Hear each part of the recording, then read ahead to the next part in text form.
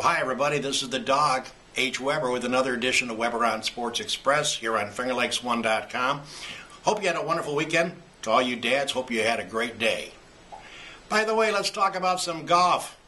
I was talking to my buddy Jimmy Senecrobi this morning, and we checked out the Quad Cities Open this past weekend. It was a great field. They had Sergio in town for the quad. They had Phil. They had Luke Donald. They had Keimer. They had Rory McIlroy. They had Westwood. Oh, they had all kinds of great golfers. Come on, folks. Birdies galore. Soft greens. The rough was really a non-issue. Oh, and those lousy pin placements. Oh, I'm sorry. I'm supposed to tell the truth on this show. It wasn't the Quad Cities. It wasn't the Disney. It was supposed to be the U.S. Open. Are you kidding me? I turned 66 about a couple of months ago. I remember the U.S. Open year in and year out being par. +3, +4 for the entire event. It was a joke. It reminded me of the Quad and the Disney, where birdies were the name of the game. That's not a U.S. Open. Don't look for Congressional ever to host the U.S. Open. It was embarrassing. So much for par. The winning score, -16. Well, let's move to the NHL, talk about the Stanley Cup Final. Yes, I was wrong again. I picked Vancouver on this very show to win that series in 5 games. It went 7. The 7th game was in Vancouver. Oops, Vancouver loses to Boston. Final score 4-0. But it's a hockey game, as my wife would remind me. What happened afterwards? Some wacko Vancouver fans did some looting, had some violence, burned some cars. It's a hockey game. Get over it. By the way, I had to laugh. The Yankees, ever since I put the malarkey on them saying they would not make the wild card or win their division in the American League, they've been playing good baseball with half the team on the disabled list. You know, I cracked up when I saw the Cubs this weekend. The Cubs are known to me as Chicago's known for me as Chicago pizza and the Chicago Dogs. When I think of Chicago, I never think of baseball. But if you're the owner of the Cubs, let's say you are, you got to be going, ka-ching.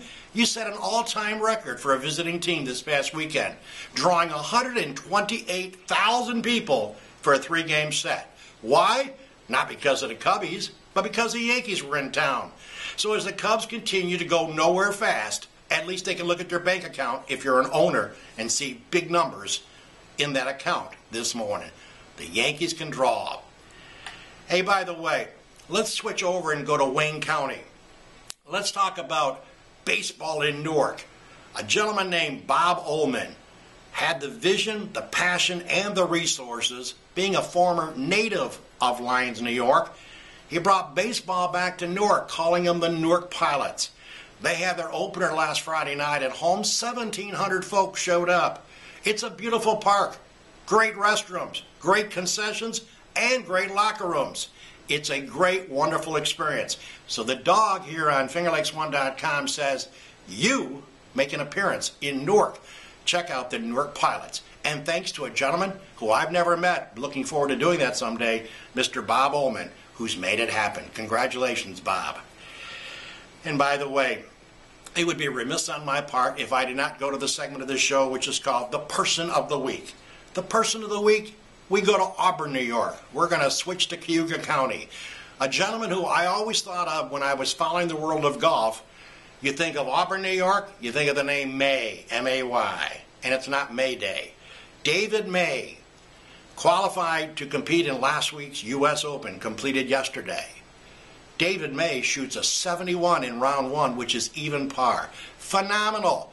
Plus, David May is shown on NBC and ESPN making a couple of 20-footers. One for birdie, one for par. Millions of people saw him do that.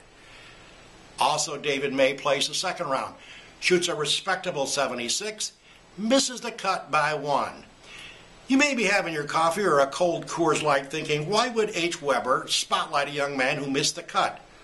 Because to me, David May competed against 155 individuals. Oh, by the way, they were the best players in the planet, in the world. He was very, very sound, respectable. Yes, he missed it by 1. Oops, sorry, close. But you know what?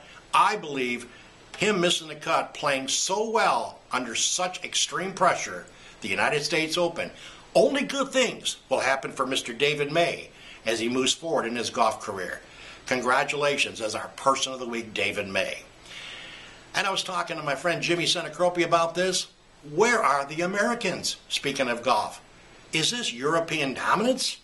Where are the Americans? Take a look in the paper, pull up the internet on PGAtour.com, check out the world rankings. Check out the last several major winners, all Euros. Americans better get their act together. It's getting downright embarrassing.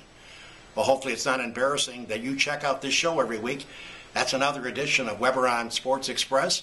We got some podcast material coming down the road in a couple of weeks.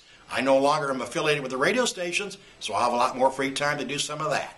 Thanks, ladies and gentlemen, for joining me. That's a look at sports my way.